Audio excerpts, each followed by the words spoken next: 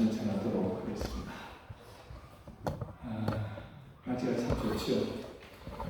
때때로는 한 번씩 야외 나가서 예배를 드리면 어떨까 하는 생각도 해봅니다. 여러분들 한 주 동안 힘들고 지친 또 생활하시다가 주님 전에 오셨는데 오늘 이 시간 정말 마음의 문을 활짝 여시고 주님의 강원도 사랑과 은혜를 경험하시는 시간이 되었으면 좋겠어요. 우리가 이제 여러분들 살아오시면서 여러분들이 계획하신 것이 얼마나 이루어지셨습니까? 저는 제가 계획한 대로 이루어진 것보다 이루어지지 않은 것들이 훨씬 더 많았던 것 같아요. 대학도 내가 원하는 대학에 가지 못했고요. 또 유학도 내가 가고 싶은 나라에 가지 못했습니다. 지휘자가 되고 싶었지만 지휘자가 되지 못했고요.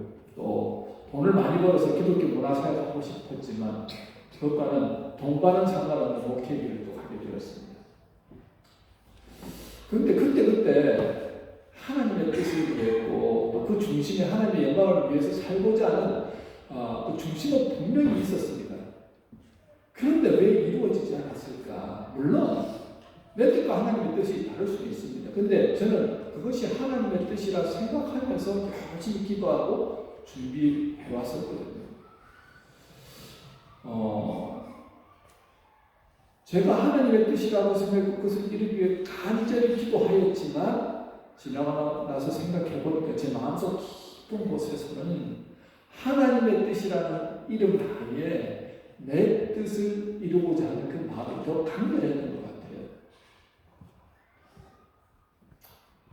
그렇기 때문에 하나님께서 하나님의 뜻대로 나를 이끌고 하셨구나 하는 것을 더 많이 깨달을 수 있었습니다. 지나고 나서는 그 길이 훨씬 더 은혜롭고 복되고 좋은 길이었다는 것을 말씀을 드리는 거예요.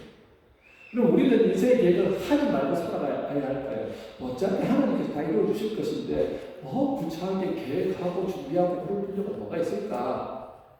그렇지 않죠. 자, 오늘 본문은요, 그리스도인들이 어떻게 살아가야 할 것인가에 대한 지금 길을 제시합니다. 특별히 내일 일을 난 몰라요, 하루하루 살아요 하는 찬양도 있잖아요. 그렇게 살아가야 하는 게 맞는 것인가? 오늘 말씀을 통해서 한번 점검해 보았으면 좋겠습니다. 본문 13절에 보시면요, 들으라 너희 중에 말하기를 오늘이나 내일이나 우리가 어떤 도시에 가서 거기서 1년을 머물며 장사하여 이익을 벌으라 하는 자들아, 그렇게 말씀하죠. 자, 야고보 장로 당시에도 교인들 중에, 그러니까 누구를 향한 지금 말씀을 전하고 있으니까 예수를 믿는, 이미 예수를 알고 믿는 사람들인데요, 당시 교인들 중에서 여기저기 옮겨다니면서 이렇게 장사하시는 분들이 있었습니다. 이렇게 생각하시면 됩니다. 지금도 우리 5일장 같은 거 하잖아요. 전국 관광국에서 5일장 하면 이제 시골이나 아니면 면이나 그 소재지에서는 이렇게 장터를 엽니다. 그러면 그 여는 곳에 맞춰가지고 새벽부터 차를 타고 집을 떠나가지고 가서 자리를 잡고 장사하시는 분들이 계시더라고요. 전국적으로 그렇게 하시는 분들이 계세요. 그렇게 생각하시면 됩니다. 그런데 이 지역에서 하다가 이 지역에서 이제 더 이상 팔리지 않는다 싶으면 다른 지역으로 가서 또 한 1년씩 그렇게 장사하면서 파는 거예요. 자, 그런 교인들에게 야고보 장로가 14절에서 이렇게 말씀하시는 거예요. 내일 일을 너희가 알지 못하는도다. 너희 생명이 무엇이냐? 너희는 잠깐 보이다가 없어지는 안개니라. 자, 여러분들 어떤 느낌 드세요? 좀 뉘앙스가 좀 이상하지요. 타지에서 장사하러 가겠다는 그 교인들을 향해서 내일 무슨 일이 일어날지 모르니까 어떻게 알 수 있냐? 한 잠깐 내다볼 수 있는 게 인생이잖아. 안개처럼 잠깐 보이다가 없어지는 게 인생이라고 누가 봐도 이게 좀 부정적인 시각에서 말씀하시는 것 같아요. 자, 그러면 그리스도인들은 내일을 위한 계획도 세우면 안 되나요? 먹고 살기 위해서 있는 저런 계획 세우는 건 잘못일까요? 미래에 대한 계획을 세우는 것이 제일까요? 이런 생각이 들지 않습니까? 뭘 하나를 해도 하루에 일을 할 때도 여러분들이 아침에 일어나면 뭘 할 것인가를 꼼꼼하게 적어서 계획하지 않습니까? 물론 그렇게 하시는 분도 있고 안 하는 분도 계시지만 대부분 그런 계획 속에서 우리가 하루를 살아가지 않습니까? 우리는 다 이렇게 계획하면서 살아가는 거예요. 근데 이 계획하는 게 뭔가 잘못됐는가 이런 생각이 들 정도 하는 거죠. 우리 하나님도 우리를 이 땅 천지만물 창조하실 때 그냥 하나님 뜬금없이 빛이 있으라 하고 빛이 탁 생기고 그렇게 하시는 게 아니죠. 하나님은 철저하게 계획하시고 순서에 맞춰서 계획에 따라서 창조를 하시더라는 겁니다. 빛으로부터 해가지고 불창으로부터 해서 물, 그다음에 사람, 천지 만물 창조물을 다 이렇게 만드셨지요. 날마다 계획에 따라서 그렇게 하셨다는 것입니다. 우리 하나님은 그렇게 계획하시고 일하시는 분이라는 거예요. 자, 여러분은 어떠십니까? 미래에 대해서 여러분들 다 계획하셨잖아요. 여기 오실 때 몬트리올이라는 곳을 오실 때 여러분들 얼마나 많은 계획을 하고 오셨습니까? 이곳에 대해서 모르니까요. 인터넷으로 사진 정보를 이렇게 찾고 그리고 이 브로커들을 만나서 이런저런 정보들을 받고 철저하게 조사하고 준비하고 그렇게 해서 이 땅에 와서 살아가는데 그래도 참 여러 가지로 바쁘고 힘들고 어려운 일들이 많잖아요. 그래도 어떻게 그렇게 매일매일 준비한 대로 계획한 대로 그렇게 살아가지 않습니까? 우리 그리스도인들은요, 보다 나은 미래를 위해서 계획을 세워야 하는 존재들이죠, 당연히. 그거 믿음 없는 행동 아니라는 것입니다. 치밀하게 계획하고 준비한 일도 세상 가운데 성공하기가 얼마나 어렵습니까? 하물며 아무런 계획도 없다고요? 이거 미래를 망치는 일이라고 할 수 있죠. 결혼할 때도 얼마나 결혼을 위해서 준비를 많이 합니까? 결혼해서 자식을 낳아서 키우면서 인생의 미래를 설계하며 살지 않습니까? 마찬가지란 거죠. 당연하고 자연스러운 모습입니다. 그런데 오늘 본문의 야고보서는 교인 중에 한 사람이 타지에 가서 돈 벌 것을 계획하는 것을 부정적으로 말하고 있다는 거예요. 뭔가 지금 말하고자 하는 의도가 있다는 거죠. 왜 그랬을까요? 15절에 보면 그 이유가 나오죠. 너희가 도리어 말하기를 주의 뜻이면 우리가 살기도 하고 이것이나 저것을 하리라 할 것이거늘 이라고 말합니다. 여기서 말은 분명하게 하고 있습니다. 주의 뜻이면이라고 분명히 말하죠. 의도가 있다는 거예요. 왜 그렇게 부정적으로 얘기를 할까? 지금 야고보 장로가 성도들이 미래를 계획하는 것 자체를 정죄하는 것이 아닙니다. 하나님 없이 미래를 설계하고 하나님 없이 꿈과 비전을 가지고 살아가는 그 사람들을 향한 경고라는 거죠. 내일 어떤 일이 생길지도 모르면서 주님 없이 내 미래를 계획하고 준비하고 있느냐라고 지금 말하고 있는 것입니다. 우리가 지금 한 가지 확인해야 될 것은요. 야고보 장로는 지금 야고보서에서 행함과 믿음에 관해서 지금 말씀하고 있어요. 행함과 믿음. 행함으로 증명되는 믿음이 있는 반면에 행함이 없는 믿음도 있다는 것입니다. 오늘 본문도 마찬가지라는 거예요. 두 종류의 크리스찬들에 대해서 말합니다. 진짜 예수 그리스도를 믿음으로 구원받은 오리지널 진짜 베기 크리스찬과 머리로는 잘 아는데 삶 가운데서는 전혀 크리스찬처럼 살아가지 않는 가짜 크리스찬에 대해서 얘기하고 있는 거죠. 한 사람은 신앙인이고요, 한 사람은 종교인입니다. 뭘 보고 알 수 있습니까? 그 마음 중심에 성령 하나님이 계시냐는 거예요. 여러분, 마음 중심에 누가 있습니까? 성령 하나님 계십니까? 아니면 여러분 자신이 내 마음 중심에 있습니까?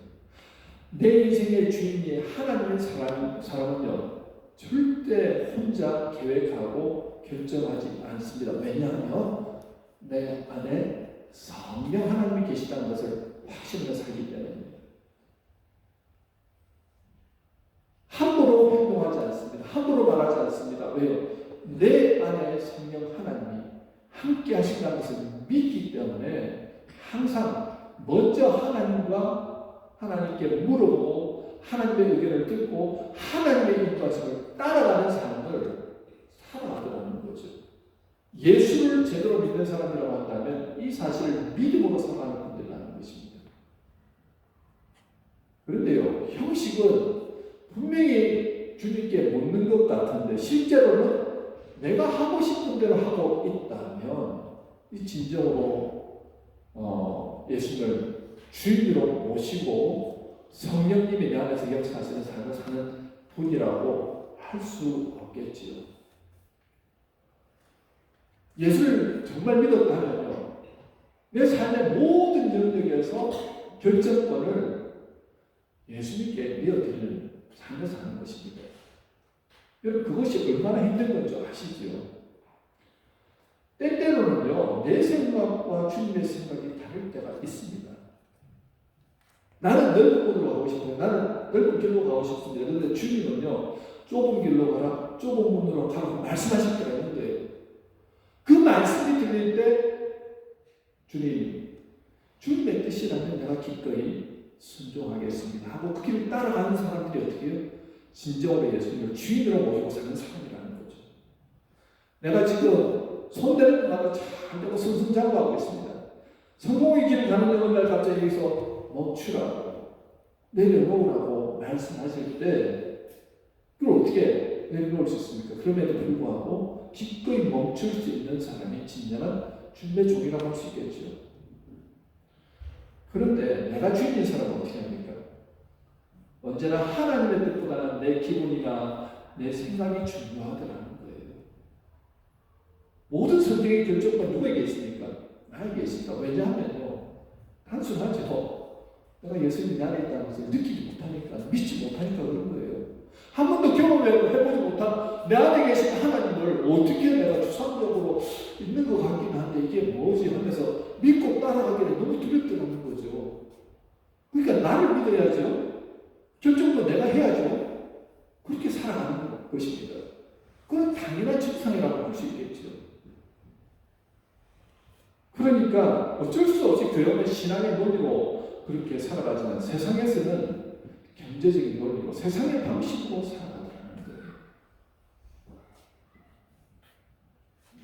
그렇기 때문에 여러분, 오늘 이 자리에 앉아 계신 여러분들, 저는 모두 다 예수님을 주인으로 모시고 성령 하나님의 내 안에서 역사하시는 삶을 살아가는 분이라고 저는 믿고 말씀드리는 겁니다. 하지만 혹시라도 우리가 진지하게 우리 자신을 한번 살펴보았으면 좋겠어요. 과연 내가 그렇게 살아가고 있는가 하는 것입니다. 우리가 우리 자신을 속일 수 있습니다. 우리 삶의 전 과정 속에서 하나님이 나의 주인이 되시는가. 여러분, 영어로 주인을 뭐라고 합니까? 로드라고 합니다. 로드. 주인의 뜻이 무엇입니까? 주님은 주인이시면 나는 종입니다 라는 뜻입니다. 나는 전적으로 내 뜻대로 하지 않습니다. 주님의 뜻대로 명령하시는, 말씀하시는 순종하겠습니다. 이것이 종된 자의 모습이라는 거예요. 그걸 누가 느끼냐고요? 오늘도 내가 내 안에 주님이 함께 하신다는 것을 믿는 사람들은 느낀다는 거죠.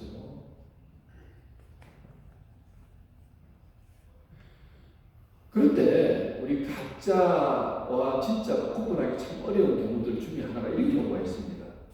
분명히 참 믿음이 있습니다. 그리고 그 경험에서 예수님으로 본받았고 성령님이 내 안에서 함께 하신다는 것도 아는데 신앙이 어린 거예요. 육체의 소욕에 자꾸 넘어가서 자꾸 내가 중심이 되고 내 뜻대로 하려고 하는 그런 경향들이 나오는 분들이 계시다는 것입니다.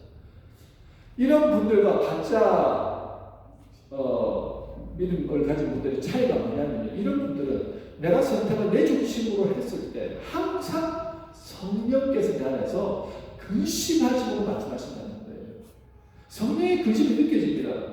왠지 모르게 내가 잘못한 것 같아요. 내가 이런 선택을 했는데 주님께서 뭔가 근심하고 계시구나. 그것을 누가 제일 먼저 안다면요, 바로 우리 자신들이 제일 먼저 안다는 거예요. 이런 분들은 내가 선택을 하고 나서 갈등이 생기니까 괴로워하죠. 그럼 하나님 내가 잘못했습니다 하고 돌이키고 회개하고 돌아오죠. 갈등이 있다는 게 복이라는 거예요.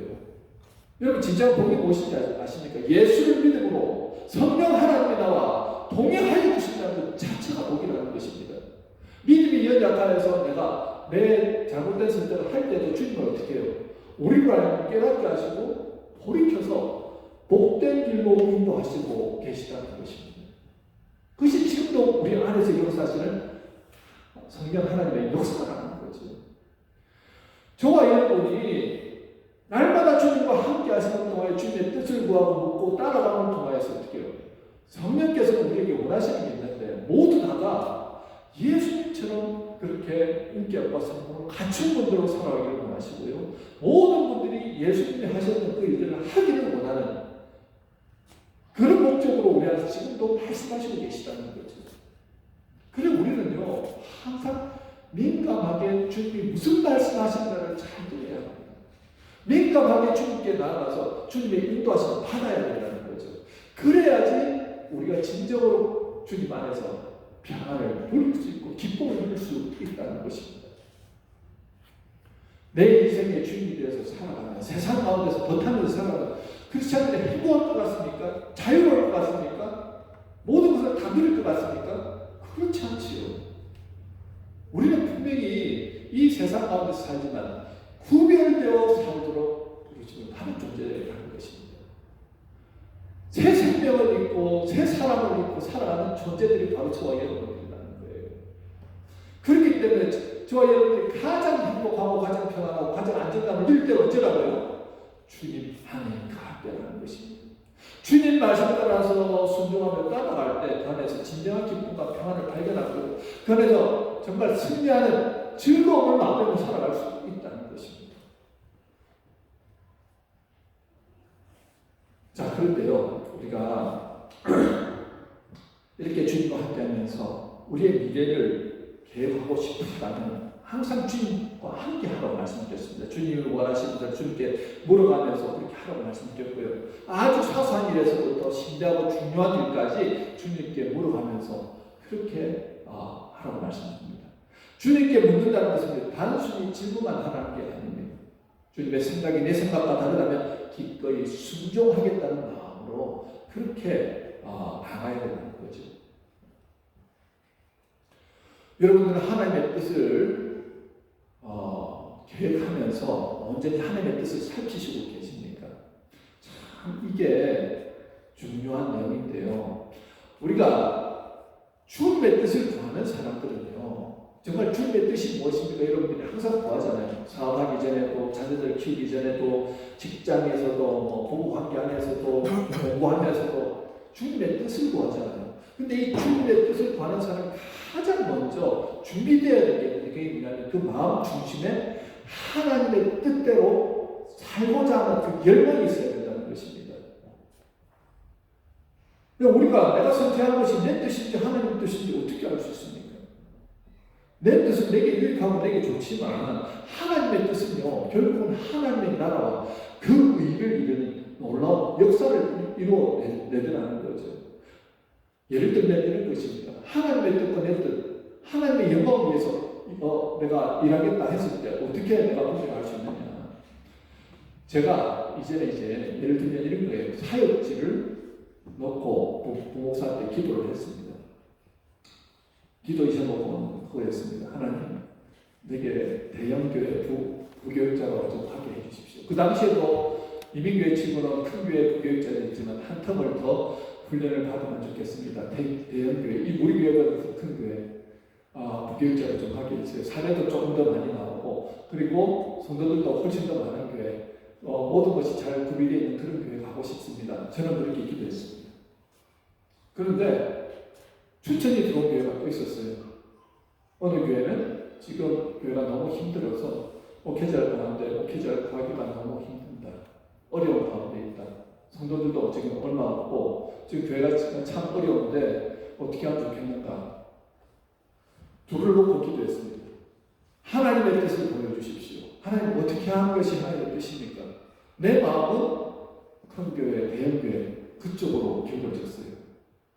근데 내 안에서는 이런 마음이 들리는 거예요. 저 목사야, 네가 정말 내가 원하는 교회에 가라고 하면 갈래? 당연히 그래야죠, 주님. 그러면 이거 한번 생각해보면 어떻게 했니? 대형 교회는 너 아니라도 얼마든지 갈 수 있는 사람이 많은데 정말 사람 수가 열악하고 어렵고 정말 힘들고 언제 이 교회가 정말 문 닫을지 모르는 그런 상황 가운데 있을 때 내가 너를 그쪽으로 보낸다면 너 그게 갈 수 있겠니? 라고 했을 때 제가 자꾸 겁이 나는 거예요. 내가 이 일을 감당할 수 있을까? 그런데 결단할 수 있었던 이유 중에 하나가 뭐냐면 주님께서 함께 하시고 주님께서 원하시는 일이구나 한 분명한 믿음과 확신이 생기니까 그 결정을 할 수 있더라는 거죠. 무슨 말씀입니까? 정말로 하나님의 나라와 그 의를 위해서 내가 하나님의 마음을 알고자 한다면 분명히 하나님은 그 뜻을 보여주시거든요. 제가 전반부에 말씀드렸지요. 우리가 하나님의 뜻을 구한다고 하면서도 내 뜻을 추구하면서 내 뜻대로 좀 이루어주십시오 라고 기도할 때가 너무 많다는 거죠. 내 뜻대로 이루어지지 않을 때는 실망하고 내가 그렇게 열심히 새벽 기도하고 100일 작정 기도를 하고 금요 철학을 나와서 기도하고 열심히 기도했는데 하나님 구하고 찾고 두드려 하면서요 열심히 했는데 왜 주님 안 들어주십니까? 그래서 섭섭함이 생기죠.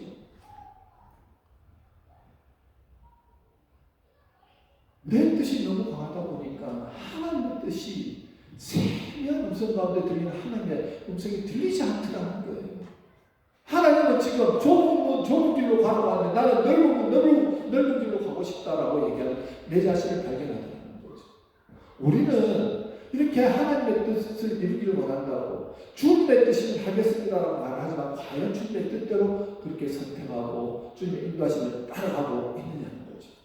그러기 위해서는 여러분 잘 들어야 돼요. 온 마음의 문을 열고 민감하게 들어야 들리더라는 거죠. 어떤 마음을?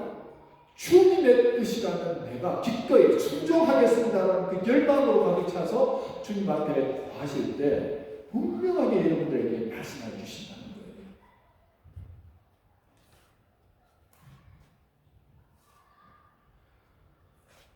우리가 기도하다가 이런 섭섭함이 생길 때 나는 주님 이렇게 기도 열심히 했는데 주님 안 들어주세요. 섭섭해서 나는 이제 정말 기도 안 하랍니다 하면서 삐짐하면서 이렇게 기도도 안 하고 영적인 아주 나라로 떨어지는 경우들이 있잖아요.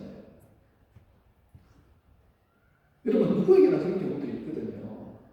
우리의 소원과 하나님의 뜻이 다를 때 오는 증상이 있을 수 있어요. 근데 그럼 어떻게 해야 되느냐? 하나님의 뜻대로 살고자 열망한 사람은요. 하나님 왜 나를 이렇게 여러 가지 상황 가운데 보내신지 지금은 알 수 없지만 하나님의 뜻이 있기 때문에 기꺼이 저는 순종하겠습니다 하고 그 길을 따라갑니다. 따라가다 보니까 나중에 어떻게 합니까? 하나님이 이렇게 해서 나를 이곳에 보내셨구나 하는 것을 깨닫게 되는 순간들이 있더라는 거죠.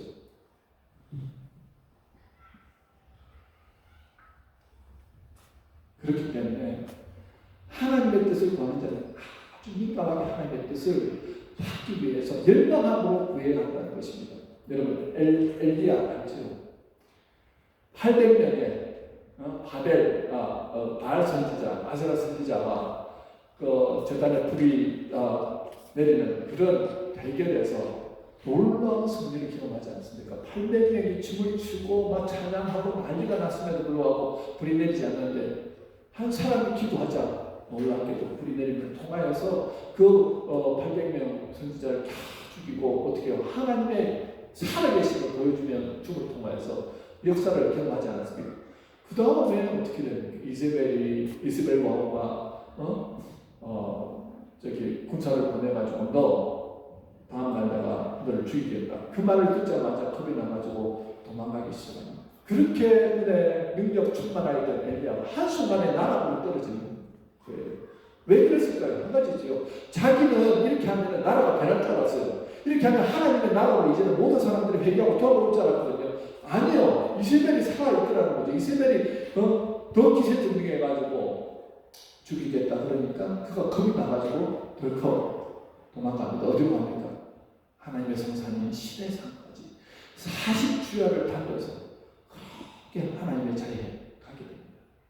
가다가 로덴나무 아래에서 하나님 나 좀 죽여달라고. 나 힘들어서 못하겠습니다. 영적인 탈진이 온 거예요.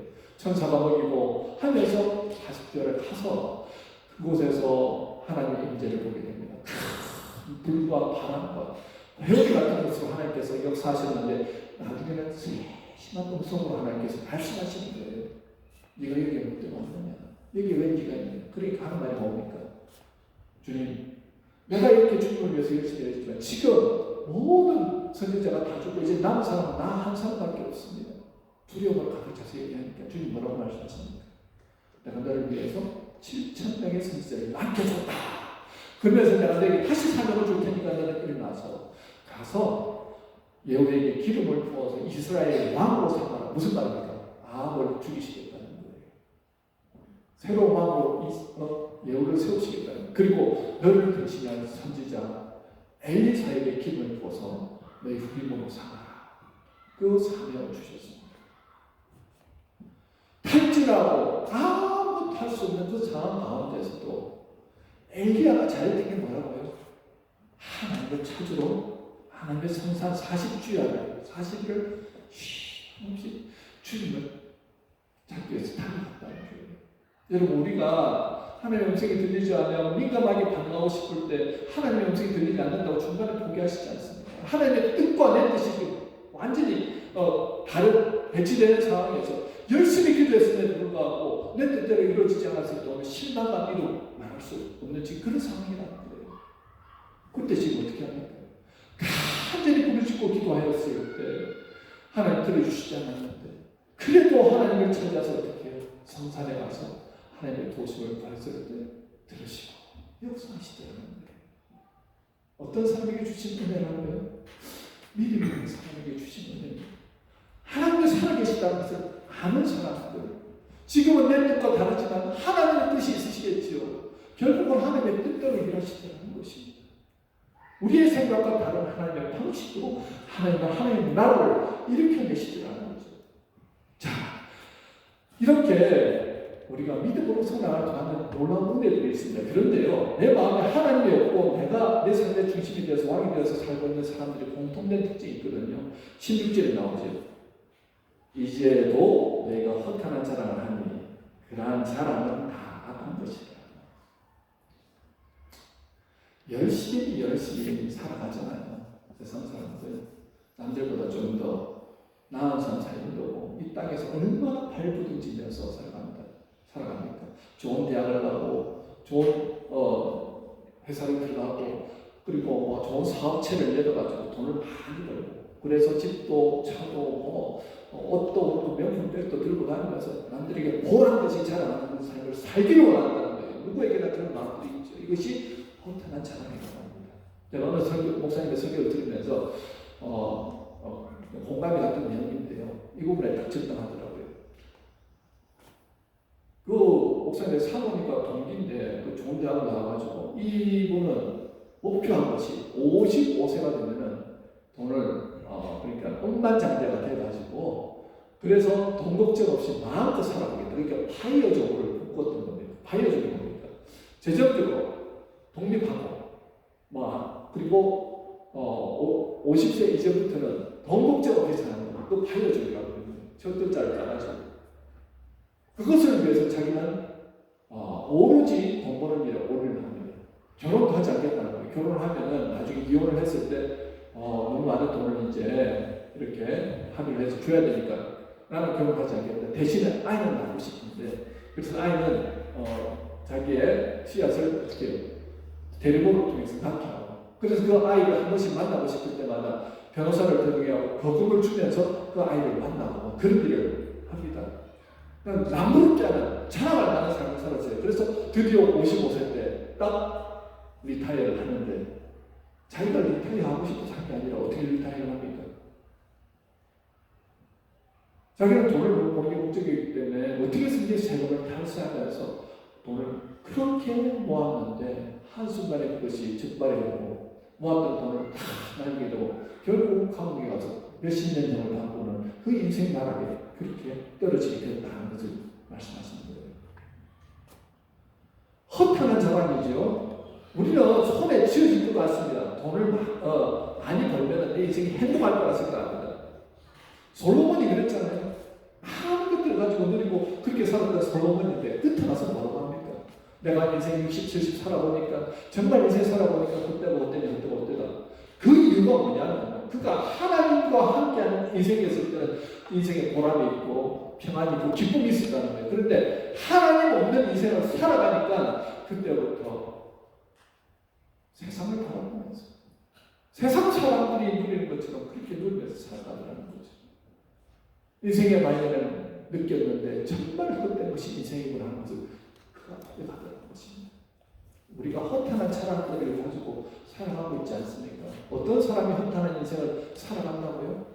하나님 없이 오늘도 정신없이 달려가고 있다면 우리는 허탄한 철학들을 목표로 하며 살아가는 인생이 될 수 있다는 거예요.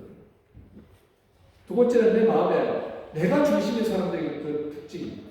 두 번째가 선을 알고도 행하지 않는 사람이라고 말합니다. 17절입니다. 그러므로 사람이 선을 행할 줄 알고도 행하지 아니하면 죄니라. 여기서 말하는 선은 윤리적, 도덕적 그런 선이 포함될 수도 있지만 정확한 의미는 그것이라기보다는요. 창세기 1장에 보면 하나님이 천지를 창조하시고 난 다음에 날마다 어떻게 해요?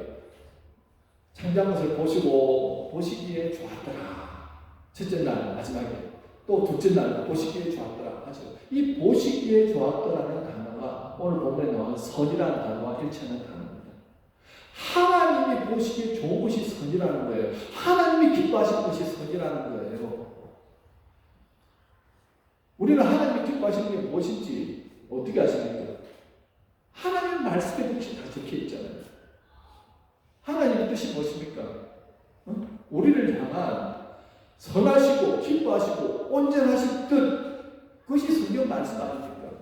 그 뜻을 우리가 알면서도 행하지 않는 게 오늘 예수님을 머리로는 알고 있지만 행함으로 살지 않는 가짜 크리스천들의 모습이에요. 왜 그렇습니까? 하나님을 만나보지 못했습니까? 머리로는 알겠는데 하나님의 은혜가 뭔지 모르니까 그것이 선인 줄 알면서도 나는 그렇게 살기 싫습니다 하면서 내 뜻대로 살아가는 모습이 불신자의 모습이라는 것입니다. 교회 다니지만 예수 안 믿는 사람의 모습을 지금 말씀하고 있다는 거예요.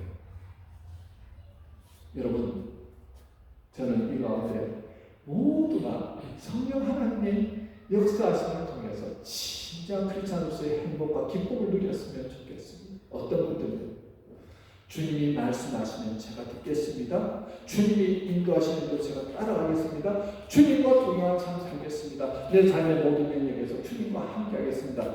그렇게 갈망함으로 살아가시는 분들, 그런 분들은 이미 준비되신 분들입니다. 그런 분들 안에 주님이 말씀하시고요. 주님의 역사가 그 사람 안에서 이루어진다는 거예요. 이 한 주간 동안 여러분들이 결단하시면 무엇을 결단하시면 좋겠냐면 나의 뜻과 하나님의 뜻, 나는 무엇을 선택하며 가야 할 것인가를 여러분 곰곰이 생각해 주십시오. 하나님의 뜻을 따라서 순종하며 가겠습니다.